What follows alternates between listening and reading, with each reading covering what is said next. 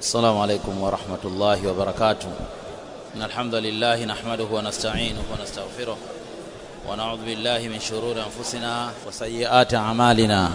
من يهده الله فلا مضل له ومن يضلل فلا هادي له.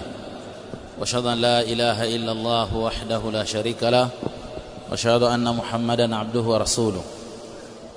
يا أيها الذين آمنوا اتقوا الله حق تقاته ولا تموتن إلا وأنتم مسلمون. يا أيها الناس اتقوا ربكم الذي خلقكم من نفس واحدة وخلق منها زوجها وبث منهما رجالا كثيرا ونساء. واتقوا الله الذي تساءلون به والأرحام إن الله كان عليكم رقيبا.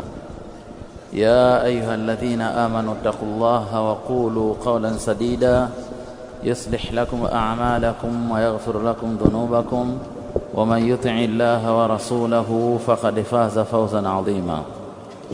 أما بعد فإن أصدق الحديث كتاب الله وخير الهدي هدي محمد صلى الله عليه وسلم وشر الأمور محدثاتها وكل محدثة بدعة وكل بدعة ضلالة وكل ضلالة في النار. أيها المؤمنون أوصيكم وأوصي نفسي بتقوى الله تعالى طاعته ومتابعة الرسول عليه الصلاة والسلام. Baada ya utangulizi, awalan na wausieni pamoja na kuihusia nafsi yangu kumcha Allah subhanahu wa ta'ala. Kwa hakika inna lilmuttaqina mafaza, wale ambao wenye kumcha Allah subhanahu wa ta'ala ni wenye kufaulu fi daraini, katika nyumba mbili ya dunia na akhira. Na huu ni usia mkubwa mno, usia ambao hauchagui siku wala eneo katika jambo la kuhusiana kumcha Allah subhanahu wa ta'ala, iwe katika sherehe au iwe katika masaib, bado tunawajibika kumcha Allah subhanahu wa ta'ala. Ndugu zangu, leo ni siku yetu ya kufurahi.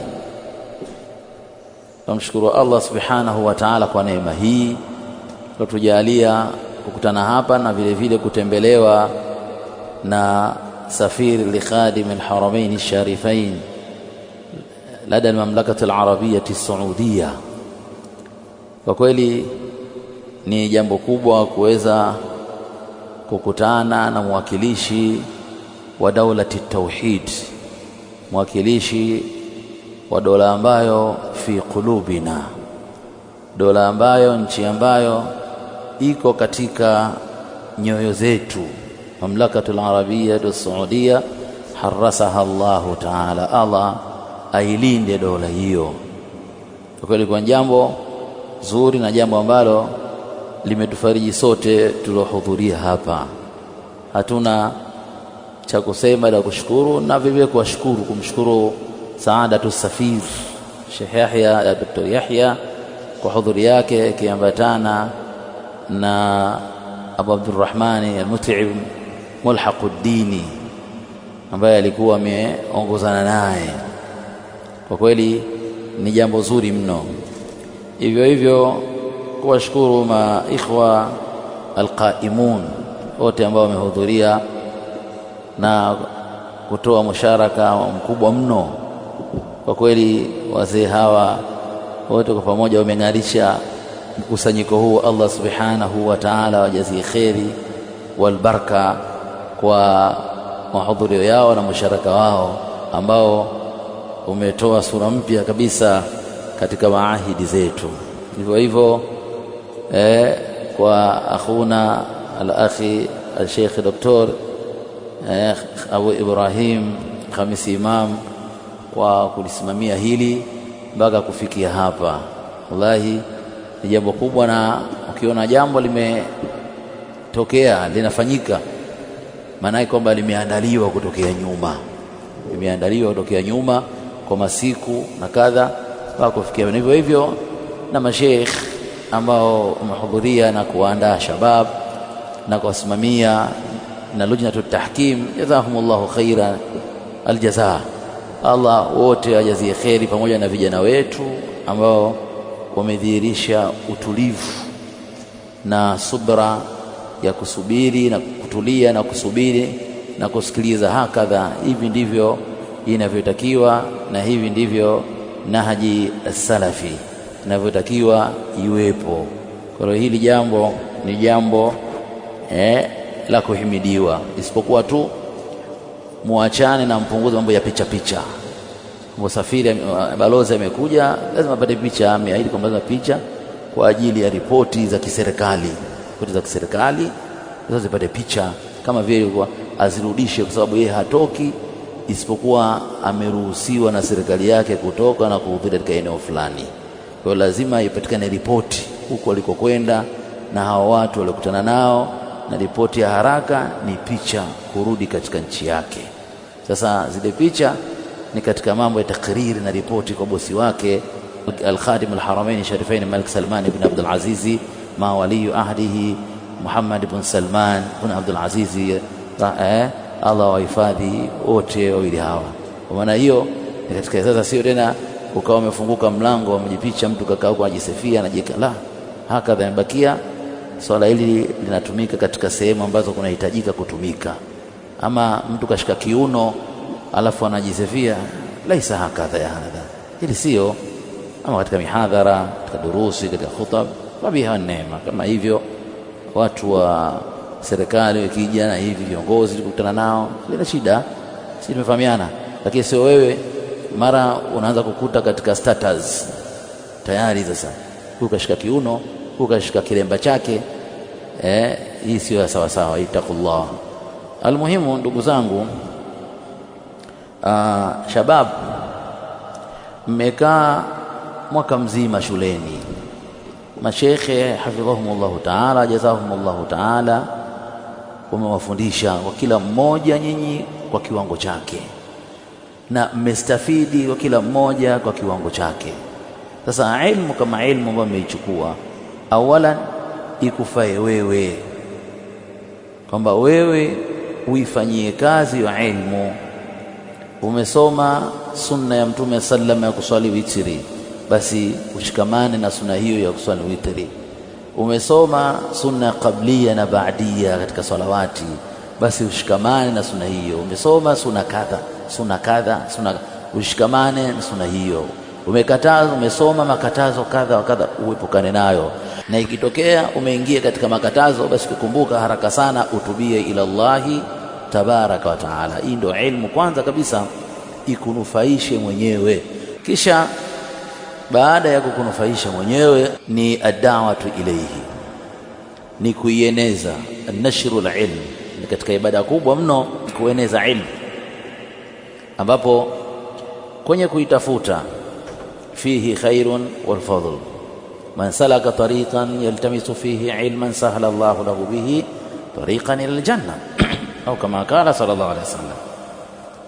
Hii ni hadithi inayoonyesha fadhila za kutafuta ilmu, ikiwa ni moja ya sababu za kumrahisishia mja kuingia peponi. Hadithi hiyo inaonyesha fadhila ni namna gani ule ubora ulivyo wa kutafuta ilmu, ambao nyinyi mmepitia mwaka huu wote na kabla ya mwaka huu.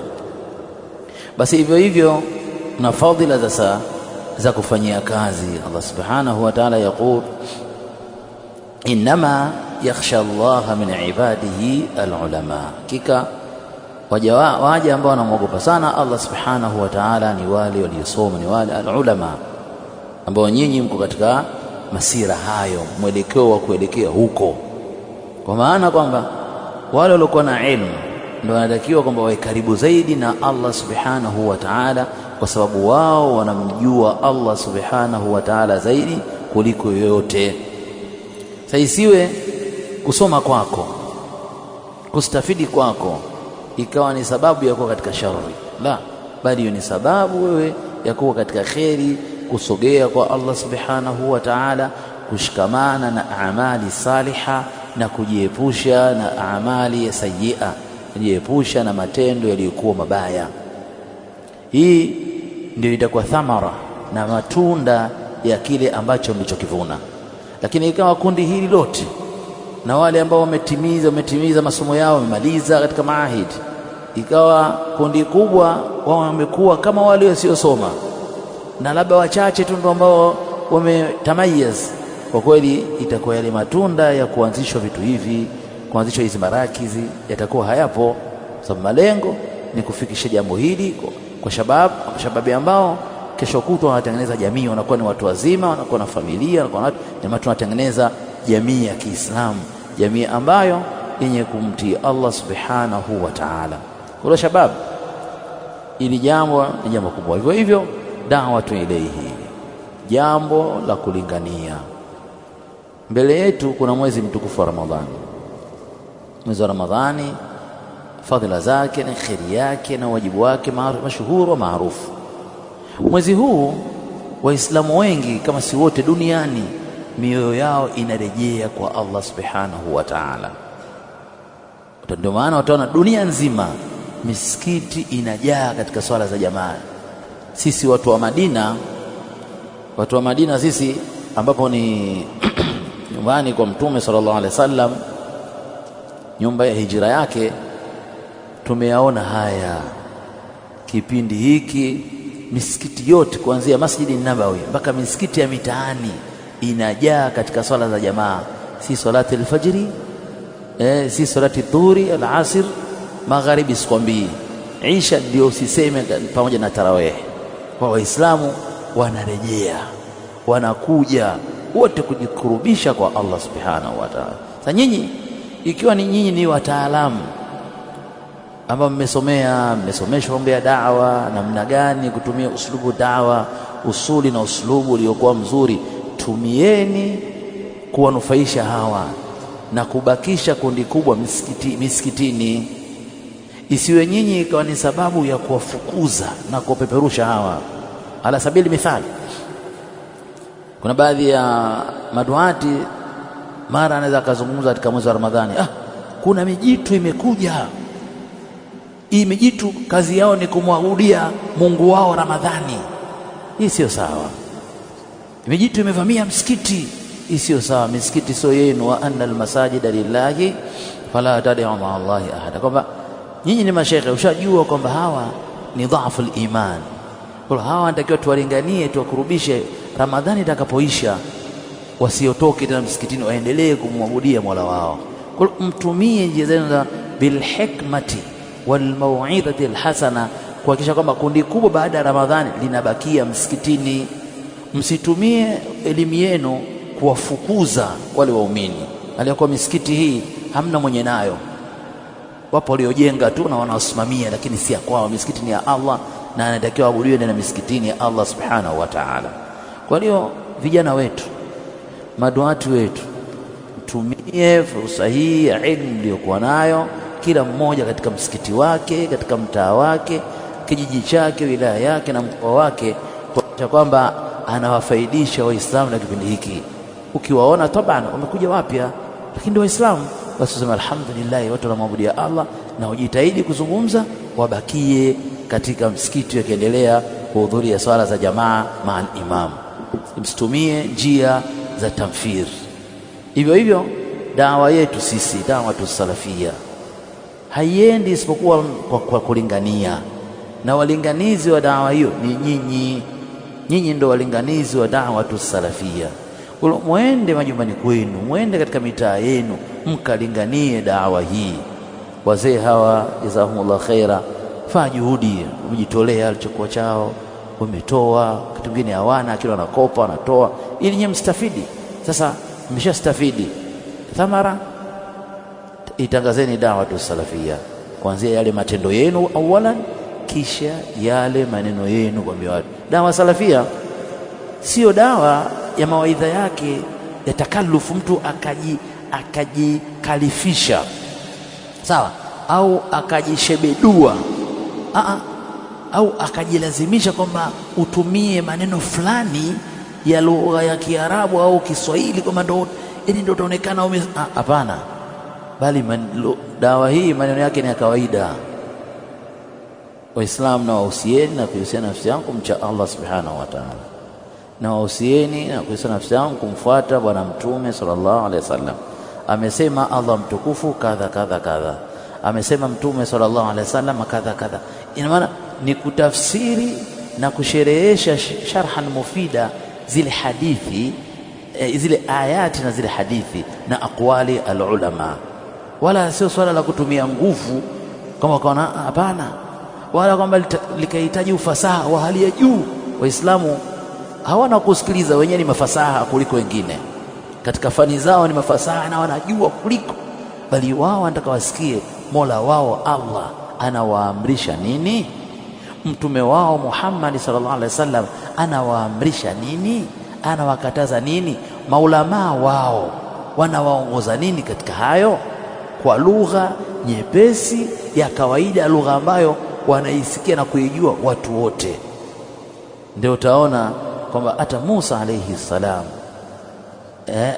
alipopewa dawa aende afanye dawa, akawa anahofia kutokana na hali yake, mpaka akamwambia rabbi shrah li sadri, Allah nifungulie nirahisishie kifua changu, wahlul uqdatan min lisani, na niondolee mimi kile kikwazo katika ulimi wangu. Anasema kwamba alikuwa na anakuwa na utata, au wengine wanasema kifefe kiongea yani, lakini Allah kuliangalia hilo, alimpa unabii, ametumia maneno haya ya Allah, na aliyatumia na Firauni akaelewa moja kwa moja, na ule uzito katika ulimi wake alitumia, Firauni alielewa moja kwa moja.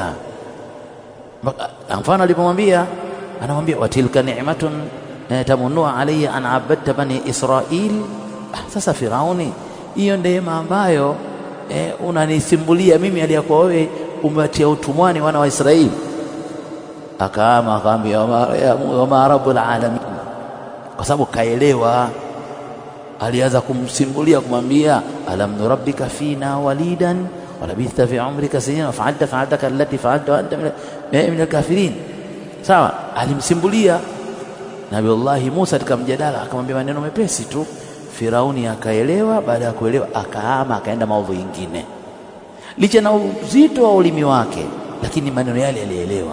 Maana yake nini? Wewe unatakiwa useme, lakini useme maneno ya sawasawa, na maneno ya sawasawa sio ya ukotewe kichwani kwako na maporini. Uegemee katika Qur'ani na Sunna na aqwali alulama. Watumieni hivi katika dawa yenu, isiyo mrudi nyumbani ikawa kazi yako ni kuwasema watu. Yani wewe umefika cha kwanza kabisa, mzee wa rududi. Huko mnakokwenda mahizbi wapo, huko mnakokwenda makhurafi masufi wamejaa, lakini sio la kwanza ukifika huko wanza wewe ujitie kwamba wewe ni sheikh ni Sheikh Abdul Hajjaj. Ukifika kwamba wewe bwana ni mtu wa rududi ad-Daraqutni, kazi yako ni kuchapa tu nini fulani hizbiyun qabihun mujrimun khabithun fulani hizbiyun kuhha. Mtume sallallahu alayhi wasallam lamma ba'atha Muadhan ila al-Yaman faqala takun awwala ma tad'uuhum ila an yuwahhidu Allah ta'ala, la mwanzo la kuwaningania hao wampwekeshe Allah. Jamii ya Kiislamu wengi wao Waislamu wako katika shiriki, wanafanya ibada na mambo ya shirikina, ushirikina wanaenda nayo. Sasa hii ina maana kama watakufa katika hali hiyo, kwa mujibu wa Qur'an na Sunna, watakufa katika nini? Katika shiriki. Katika hali hiyo ina maana matendo yao yataporomoka na hawatosamehewa na Allah. Hili ndio mali ikawa jambo la mwanzo, takriri at-tauhidi, kukazia na kukotezea kumpwekesha Allah, sababu kila siku tunakufa. Ile dhamana ya uhai na umauti kwa Allah. Sasa tunaanza na hili kwanza, at-tauhidi, watu kumpwekesha Allah, simfahamiana, na kisha katika sunna watu kushikamana na mwendo wa Mtume sallallahu alayhi wasallam ambaye ndio usalafi. Kisha mambo ya rududi yapo, na mlango huo mlango kamili upo, lakini ala nasi muayyanin, dhidi ya watu maalum. Unaweza kukuta katika kijiji, mtu kijiji fulani, mtu huyo akupigwa radi hamna. Kijijini, wewe uko kijijini, katika kijiji chako unaweza kukuta hamna kupigwa radi. Wote ni watu tu wa kawaida, maamu nasi.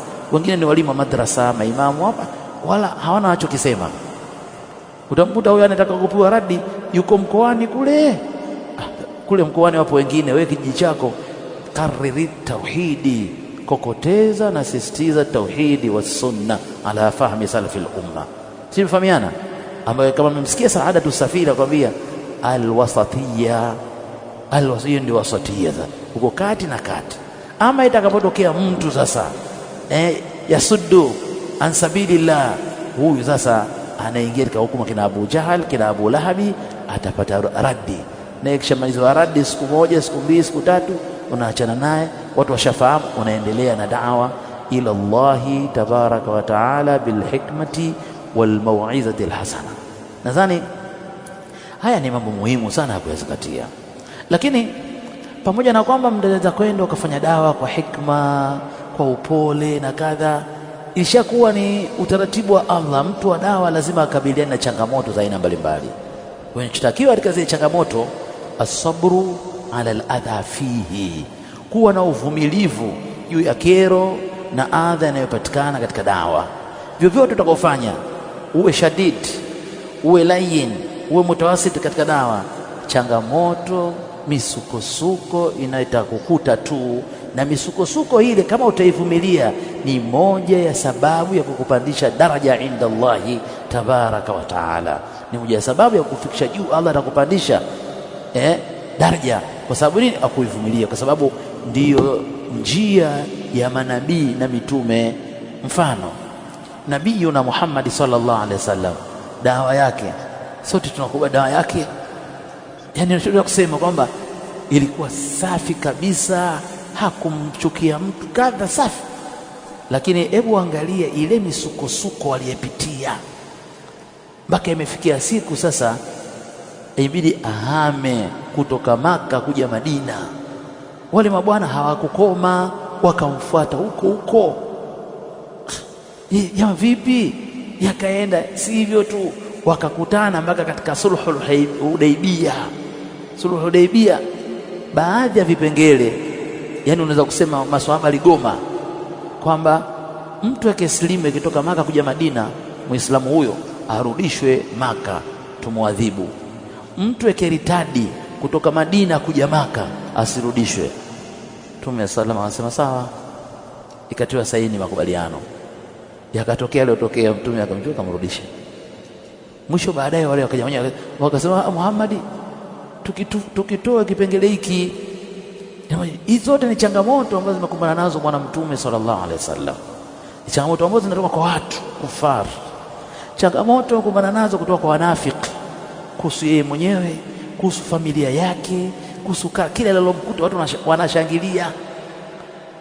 Lakini yeye Mtume sallam alishikamana na subra na uvumilivu, akapeleka amana, addal amana wa balagha risala, kwamba ile risala akaifikisha kama ilivyo, na amana kila kitu kikiwa ni safi kabisa, mpaka anaondoka Mtume sallallahu alayhi wasallam. Sasa ikiwa ni hivyo, asabru ala al-adha fihi, mvumilie changamoto za dawa. Changamoto za dawa,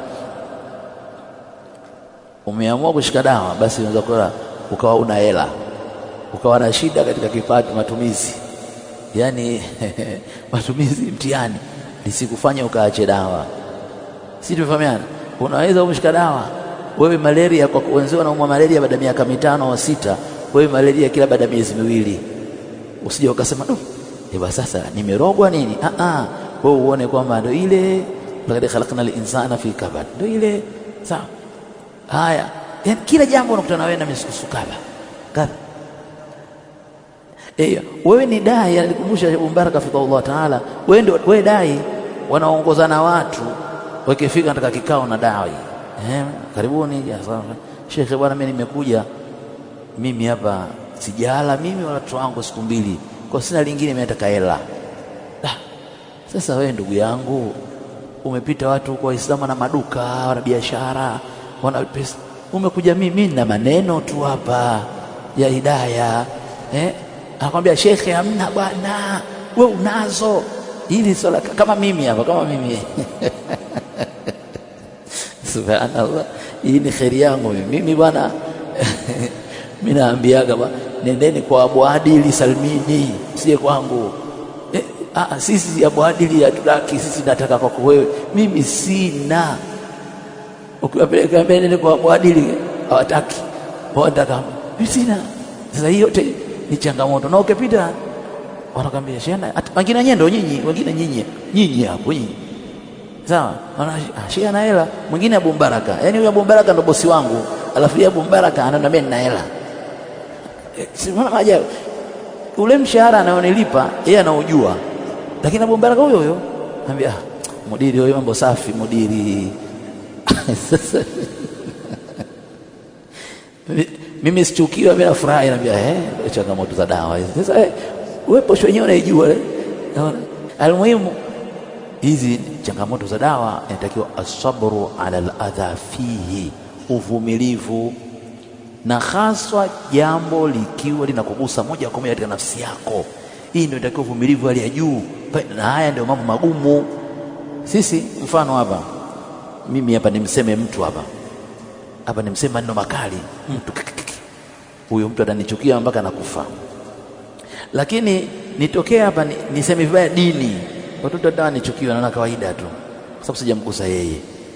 Umeona, mtu akiguswa nafsi yake yani anaumia kuliko akiguswa dini. Sasa wewe ukiguswa nafsi utaumia, lakini kuwa na subra, asabru ala aladha fihi. Siku ya kwanza, ya pili, ya tatu, ukifanya hivyo miaka 2 mitatu, watu wakikusema watakuwa wanacheka, wanaambia bwana wewe bwana umechapwa, rafiki yangu wewe umechapwa. Bwana hicho chuma gani hicho? Sijui kimekucha. Hebu nisikilizishe. Unasikia bwana jamaa kanipiga mangumi huyo. Unaona ni kawaida. Isipokuwa tu unaangalia, je, yale aliyasema nahusika au sihusiki?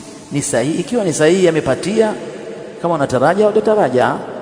Ikiwa si sahihi, si sawa, unaachana naye, unampuza, unamwombea dua Allah amjalie kheri na muongoze katika njia sawa.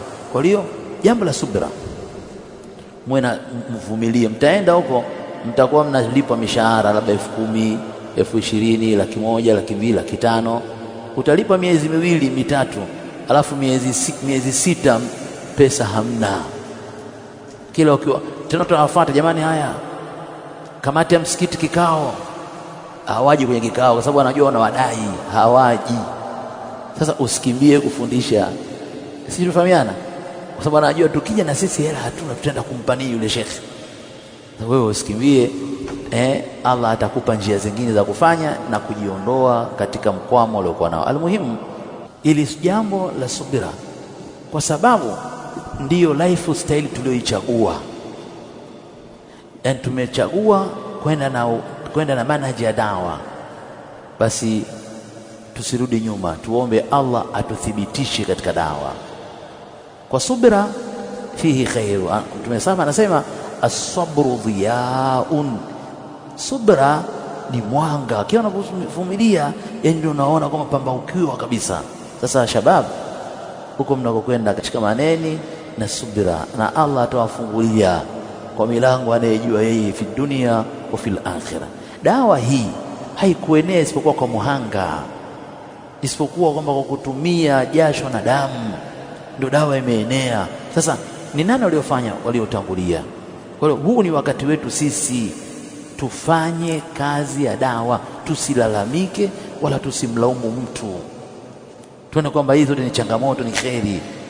Sifa mwisho nimalizie kwamba kwa kuwashukuru wazee wetu hapa, mzee Abdurrahmani Sharifu Salafi na kabineti yake, mzee Abu Adil Salmini, Abu Mbaraka, Abu Omari, wale Omari.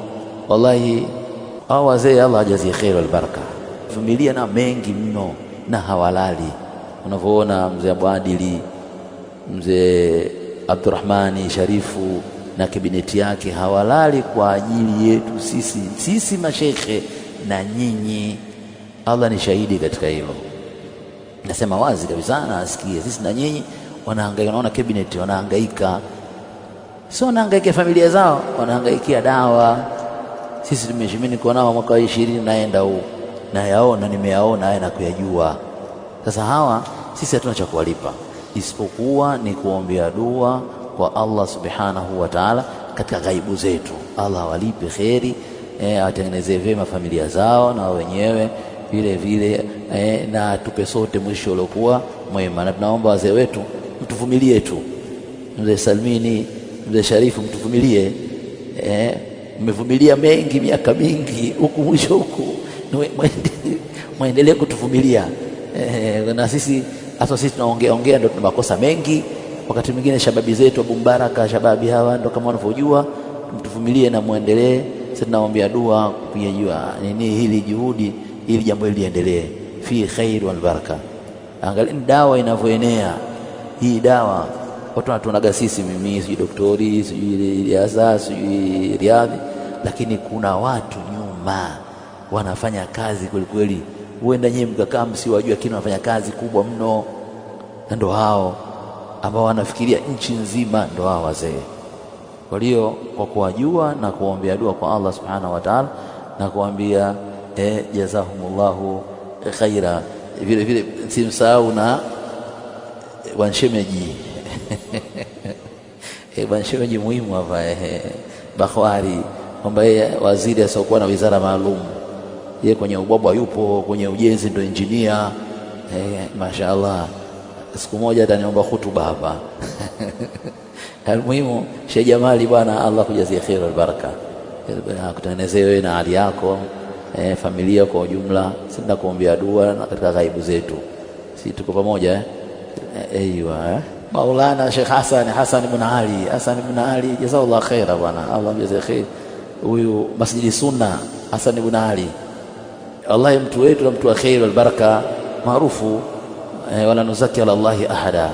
Sawa na cabinet yenu na mzee wangu Talabani pale, mzee Kindi, hizo watu wangu kisikia mujahidi, basi mimi mujahidi na mujahidi wangu kuiga mzee Kindi. Sheikh Khalidi Abu Islam Saleh, mashaallah, Shaduli maarufu kwa vijana, tuko naye msikitini. Kwa niishi hapa. Barakallahu fikum wa jazakumullahu khaira. Subhanaka Allahumma bihamdika wa ashhadu an la ilaha illa anta astaghfiruka.